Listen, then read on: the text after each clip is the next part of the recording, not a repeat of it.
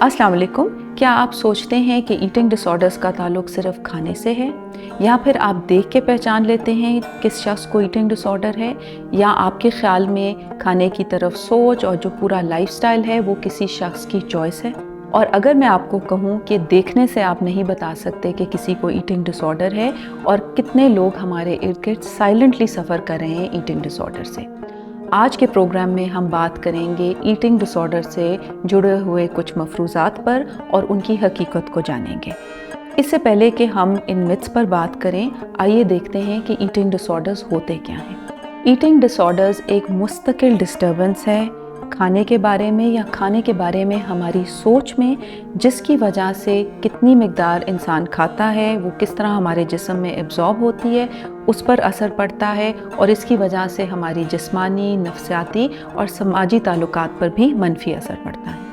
यूँ तो बहुत सारे ईटिंग डिसऑर्डर्स हैं, मैं आपके साथ कुछ कॉमन ईटिंग डिसऑर्डर्स के बारे में बात कर लेती हूँ। एनोरेक्सिया नर्वोसा, जिसमें खाने पीने में शदीद कमी की जाती है, वज़न भी घट जाता है और एक इंसान को बहुत ज़्यादा खौफ होता है कि कहीं उसका वज़न ना बढ़ जाए। बुलिमिया नर्वोसा, ये एक ऐसी कंडीशन है जिसमें एक टाइम पीरियड में, मसलन 2 घंटे के पीरियड में इंसान बहुत ज़्यादा खाना खाता है और उसके बाद कॉम्पनसेट करने के लिए या तो वो पर्च करता है, उल्टी कर देता है, लेग्जेटिव्स का इस्तेमाल करता है, या फिर बहुत ज़्यादा एक्सरसाइज करता है। बिंज ईटिंग डिसऑर्डर, जिसमें इंसान 2 घंटे के टाइम फ्रेम में बहुत ज़्यादा खाता है मगर उसके बाद कोई कॉम्पनसेटरी बिहेवियर नहीं होता, यानी कि वो लेग्जेटिव या पर्जिंग या एक्सरसाइज का इस्तेमाल नहीं करता। अवॉइडेंट रिस्ट्रिक्टिव ईटिंग डिसऑर्डर, जिसमें इंसान की ग़िज़ाइयत की ज़रूरत पूरी नहीं होती, इंसान को कुछ खाने पीने की चीज़ों से कुछ सेंसरी रिएक्शंस होते हैं और उसको एक डर रहता है कि अगर वो कुछ खा लेगा तो इस खाने के आइटम का उसके ऊपर क्या रिएक्शन होगा। कुछ ख़ास किस्म के खानों को अवॉइड भी करना, क्योंकि उसकी एक सेंसरी फील सही नहीं आती। पाइका, मुस्तकिल ऐसी चीज़ें खाना जिनकी कोई ग़िज़ाइयत नहीं या वो नॉन फूड सब्सटेंसेस हैं, मसलन वुड, क्ले, सैंड, या फिर कच्चे चावल खाना, पास्ता कच्चा खा लेना, कॉर्न स्टार्च खा लेना, पेंसिल्स, पेन्स, कॉइन्स वग़ैरह। एक सबसे अहम मफरूज़ा ये है कि ये इतना कोई संगीन मसला नहीं, और जो इंसान इस तरह का रवैया रखता है ये उसकी लाइफस्टाइल चॉइस है और इसका ताल्लुक़ उसकी ज़ाहिरी अपीयरेंस और ख़ुद पसंदी से है। ये एक लाइफ थ्रेटनिंग बीमारी है और इसका ताल्लुक़ लाइफस्टाइल चॉइस या ख़ुद पसंदी से नहीं है, अलबत्ता इसका ताल्लुक़ सोच से है, रवैये से है, जो इंसान का अपने बारे में, अपनी जिस्म के बारे में या फिर खाने पीने से जुड़ा हुआ है, और इस सोच में बहुत ज़्यादा डिस्टर्बेंस होती है। ये सीरियस बीमारी इसलिए है क्योंकि देखा गया है कि compare to other psychiatric illnesses mortality के चांसेस इसमें 12 गुना ज़्यादा हैं।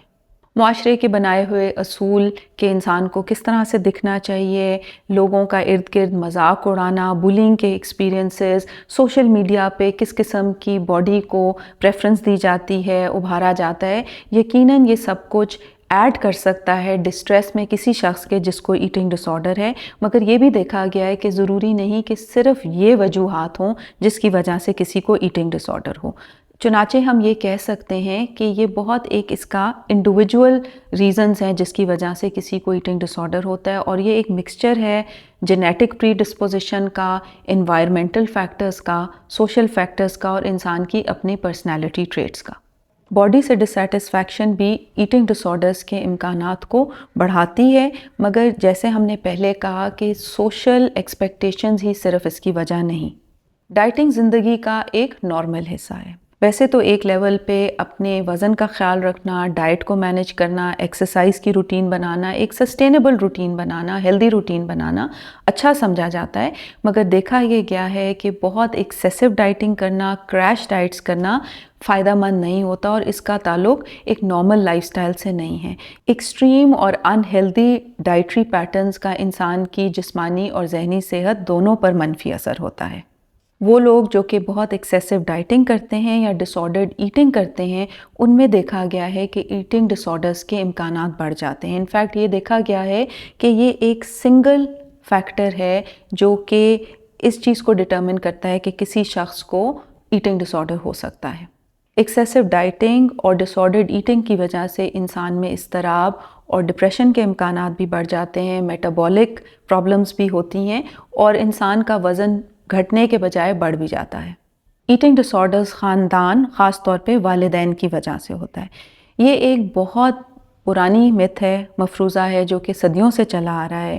کوئی ایسی تحقیق ہمیں نہیں بتاتی کہ کوئی خاص پیرنٹنگ سٹائل ہے جس کی وجہ سے لوگوں میں ایٹنگ ڈس آرڈر ہو جاتا ہے۔ ہم البتہ یہ ضرور دیکھتے ہیں کہ پیرنٹس اور خاندان ایک بہت اہم کردار ادا کر سکتے ہیں ان لوگوں کو جن کو ایٹنگ ڈس آرڈر ہے ان کی مدد کرنے میں، کیونکہ بہت دفعہ جن لوگوں کو ایٹنگ ڈس آرڈر ہے ان کو ہو سکتا ہے یہ غلط ہی نہیں لگے جو ان کا ایک لائف سٹائل ہے، جس طرح کی وہ ایکسرسائز کرتے ہیں، جس طرح وہ اپنے فوڈ انٹیک کو کنٹرول رکھتے ہیں، تو اس میں خاندان کی مدد کئی دفعہ بہت اہم کردار ادا کرتی ہے۔ بلکہ بہت ساری تھیراپیز جو کہ ایٹنگ ڈس آرڈرز کو ایڈریس کرتی ہیں اس میں فیملی کا بہت اہم کردار ہوتا ہے۔ ایٹنگ ڈس آرڈر صرف بالغ لڑکیوں کا مسئلہ ہے۔ یہ حقیقت ہے کہ بہت ساری شرح جو ہم اپنے ارد گرد دیکھتے ہیں ایٹنگ ڈس آرڈر کی، اس میں لڑکیاں ہیں، اور اس کی شروعات، ایٹنگ ڈس آرڈر کی شروعات 12 سے 25 سال کی عمر میں کسی وقت بھی ہو سکتی ہے، مگر یہ کہنا درست نہیں ہوگا کہ یہ لڑکوں میں پائی نہیں جاتی۔ ایک آدھ ریسنٹ تحقیق تو یہ بھی ہمیں دکھاتی ہے کہ 13 سے 15 سال کے لڑکے اور لڑکیوں میں انوریکسیا نروسا کے ریٹس تقریباً ایک جیسے تھے۔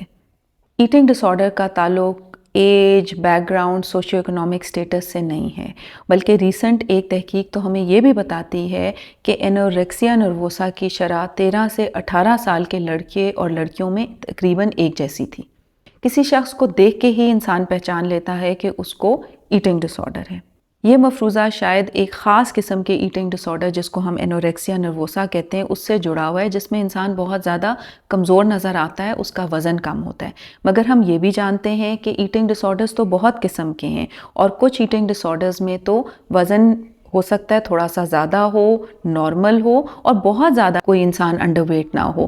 انوریکسیا نروسا کی ایک ٹائپ ریسٹرکٹیو ٹائپ ہے جس میں انسان کھاتا ہی کچھ نہیں ہے اور وزن بھی بہت کم ہوتا ہے، مگر ایک دوسری ٹائپ ہے جس میں بنج ایٹنگ ہے اور ساتھ پرجنگ ہے، اور ضروری نہیں کہ انسان کا بہت زیادہ وزن گرے۔ اس کے علاوہ ہم یہ بھی جانتے ہیں کہ جو لوگ انڈر ویٹ ہیں ضروری نہیں کہ سب کو ایٹنگ ڈس آرڈر ہے جس کی وجہ سے ان کا وزن کم ہے۔ ایٹنگ ڈس آرڈرز انسان کے ساتھ زندگی بھر کے لیے رہتے ہیں۔ ایٹنگ ڈس آرڈرز انسان کی زندگی پہ ایک منفی اثر کرتے ہیں، ان کا علاج مشکل ہے مگر ناممکن نہیں۔ ایٹنگ ڈس آرڈرز کا تعلق پرائمریلی کھانے سے ہے۔ ویسے تو ایٹنگ ڈس آرڈرز کھانے کے ارد گرد ہی گھومتے ہیں، انسان کتنا کھاتا ہے، کتنا نہیں کھاتا، بنج کرتا ہے، پرج کرتا ہے، مگر دیکھا یہ گیا ہے کہ یہ ڈیفیکلٹ ایموشنز، لائف ایکسپیرینسز کو ڈیل کرنے کا طریقہ ہے۔ کچھ لوگ یہ کہتے ہیں کہ اس سے انسان اپنے ایموشنز کو نم کر پاتا ہے۔ ایک آبسیسو کنٹرول اپنے کھانے، ایکسرسائز اور باڈی کے اوپر انسان کو ایک فالس سینس آف کنٹرول دیتا ہے اپنی زندگی پر، مگر دیکھا گیا ہے کہ اس کا منفی اثر ہوتا ہے کیونکہ زندگی میں مزید مشکلات بڑھ جاتی ہیں۔ انسان اس کی وجہ سے بہت مایوس اور اپنے آپ کو برا بھی سمجھنے لگتا ہے۔